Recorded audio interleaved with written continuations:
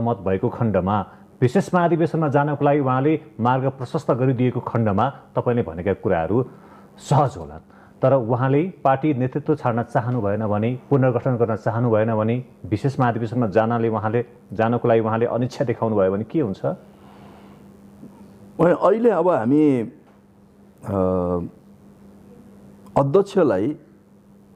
अध्यक्ष बाहेक हामी 18 जना जो पदाधिकारी छौँ, हामी एकमत भएर अध्यक्षलाई त्यही कुरा भन्यौँ भने अध्यक्षले त्यो कुरालाई अस्वीकार गर्ने कुरा कसरी हुन सक्छ? एक।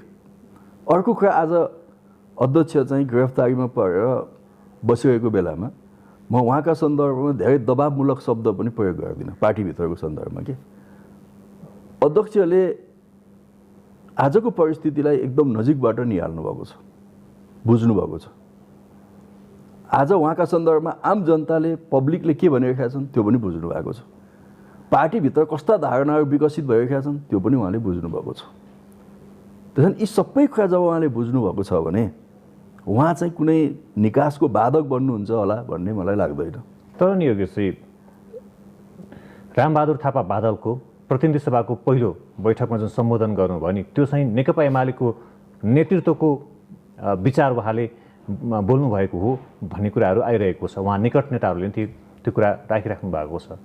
यो निर्वाचनमा पराजयको कारण सेना हो, यो निर्वाचनमा पराजयको कारण कर्मचारी तन्त्र हो, यो निर्वाचनमा पराजयको कारण सुशीला कार्की सरकार हो भनेर जसरी उहाँले आरोप लगाउनु भयो, बारबारा फाउन्डेसन हो भनेर जसरी आरोप लगाउनु भयो नि, यसले त नेतृत्वको, पार्टीको नीतिको खासै परिवर्तन भएको, सुध्रिएको, कार्यशैली सच्याउने प्रयास गरेको जस्तो देखिँदैन, होइन?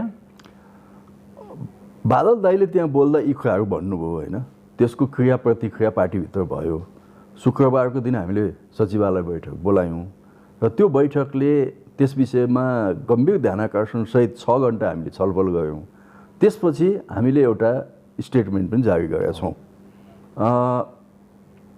सिधा भन्नुपर्छ कि यो पटक नेकपा एमाले पराजित भएको जनताले भोट नदिएर हो।